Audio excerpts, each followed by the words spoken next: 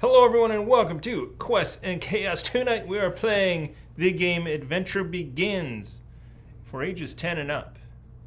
And 10 might be a stretch. For what, your age? Yes. This is a cooperative family-style game featuring the world of Dungeons and Dragons. It is an introductory to sort of the mythology, the I don't know what you call it. Roleplay, flavor. It's an introduction to roleplay for small children. Yeah. So we're going to play it as adults. I mean, we are basically small children in oversized bodies, so it's appropriate. So the way that the game begins is that you choose a monster. In this case, we're going to choose the Beholder. Ooh. Regis Philbin, the Beholder. Children ages 10 and up don't know who Regis Philbin is, by the way. I barely know who Regis Philbin is. I used to really love Who Wants to Be a Millionaire. I'm sorry, continue. Anyway, so you choose the monster, you choose their associated dungeon tile, and then you put the others out in front that you have to work your way through to get to. In this case, we've actually gone a little bit further and made it easier on us by taking out one of those dungeon tiles. It makes the game shorter and less repetitive. It's called scalable.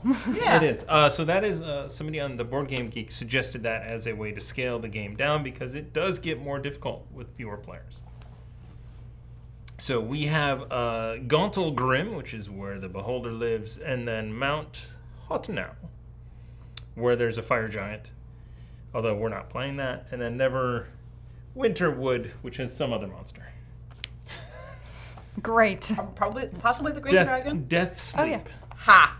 That's a great name for a dragon. It really is. For a children's dragon, Death Sleep. The dragon will get you, kids. All right, so then what you do is you take the 3 Beholder mini-bosses, because we're playing the Beholder, and you put them out. We only put the second 2 because of the scaled game boards. Then you take, we're starting in Neverwinter Wood, so there is a deck of cards that is specific to the environment. There's not a lot. There's probably 38, 40. There's Somebody 30, will count 30 them cards later. in there. 32 cards in there, if I had to guess. We'll play that game later. And this is the DM tray. And the way that the game starts is that the oldest person is the dungeon master. Shut up. With.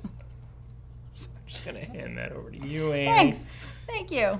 I get to run the first set of monsters or challenges. And each, just hold By off, the way, hold off on for that oldest person comment, you're going to have to DM your regular D&D games using just this tray. You're going to be like, nope, as you roll. I mean, that is exactly what it said on the How to Play This Game video, the oldest person at the table. Sorry. Please continue. If anybody has an extra couch, I could use one. So once you sort of set that up, you choose your adventurers, and there's a little bit of flavor to the adventurers. There are different, just to kind of show one here. So I am playing the human sorcerer. I'm just going to kind of do this. So the first thing you do is you choose sort of an image. So there is on this card there is a male and a female side. So you get to choose one of those two. It's better than just having one choice. True. And then there are 4 different sort of personalities that you get to choose. So if I get rid of this and I go to the special, I go to the special. I don't know what that one is. But there are options. So I can be the tornado, which is unpredictable, harsh, and decisive. That's our sort of keywords for you to roleplay. Again, I don't know if unpredictable, harsh, and decisive is something you want to tell a 10-year-old to roleplay. Isn't that sort of with the A territory 10-year-old? already? Yeah. That's just 10-year-olds, yeah. In my case, and there is in the middle of that board is one special thing that you get to do once per dungeon board. So the tornado is a wind wielder. Sorcerer's magic can be wild and unexpected. Once per dungeon board, you may use a gust of magic to re-roll a low roll. So I get advantage once per board if I were using that. I am actually playing the healer, which we'll get to in a second. And then we get our level 1 abilities. So if you look at this card, in the top are your basic abilities, which might be an attack spell, an attack weapon, an attack move, or something else.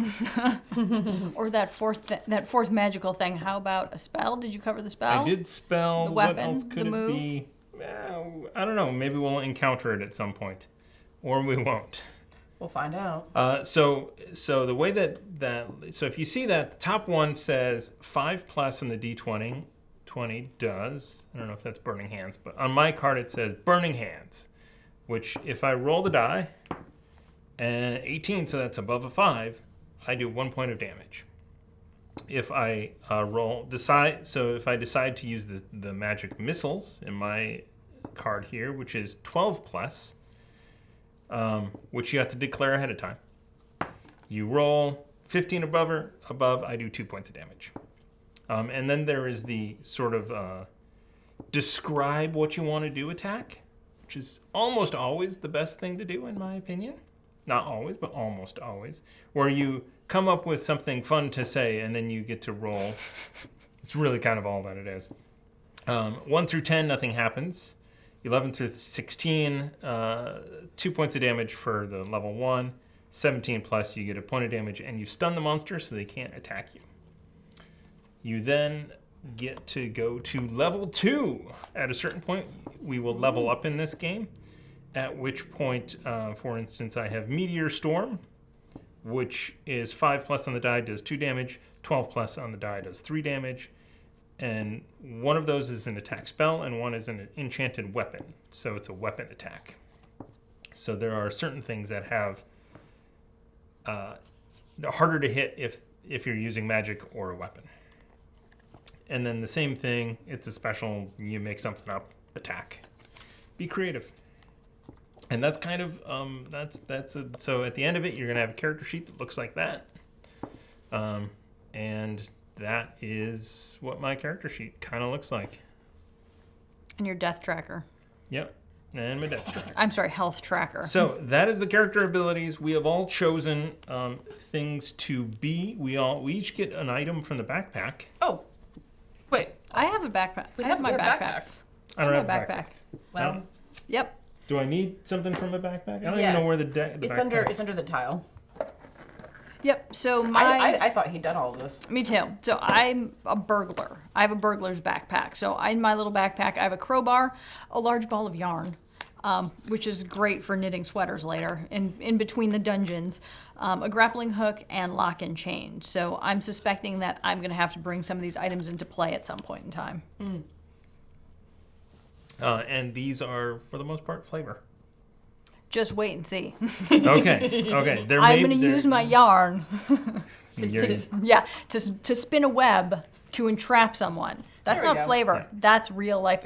That's real life dungeon crawling, my Yes, friend. so there are item cards as well that we are able to purchase with coins that we purchase with loot that we get from monsters or defeating enemies or encounters, because not everything is an enemy to be defeated. You sometimes want to talk to things. Yet. Lies. And honestly, I think that's kind of the bulk of it. Should we talk about the board itself, what the little squares mean, and then how to fight? Fight, Yes. fight. So how to fight. So there are core spaces, which are these 3 spaces running down the center, and then a boss space. Actually, I don't know if that's what that's called exactly.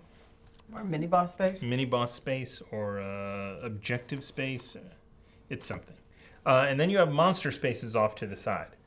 If somebody wanted to go off and fight a monster, they could go off on their own and fight a monster, or they could go off as a group and fight a monster. Don't split the party. No. And Worst advice ever. What happens when you go to that, you flip through the little card deck until you get a monster, then you fight the monster. You may want to do that if you need coins for leveling up or to buy items. Or if you just want to get this game over with, if you're a parent and your child is playing this, you'd be like, we're sticking to the core spaces, everybody. Because there's 4 encounters per board, and you will find out quickly what this game is all about. All right, and then when we do have to encounter a monster, how do we figure out initiative? We all roll. So the first thing that happens is the dungeon master pulls the first card, puts it up top. This one is not a. This one is. Ooh, here's your first enemy, my friends. Oh, Banshee. Yes. Fun.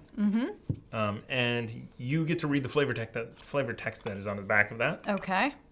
So if we were going to fight the Banshee, a former yodeling soloist.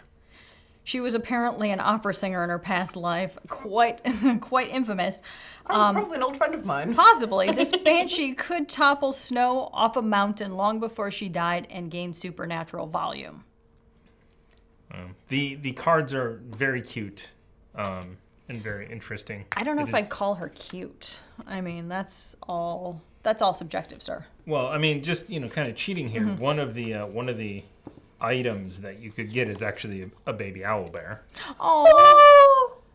So you can get a little baby owl bear, and it helps you out. I want the baby. All right, the Banshee's going to the bottom of the pile. So at the beginning of everything, we start on a space, and when you start a turn on a core space, we do an encounter, Okay. and we play the game.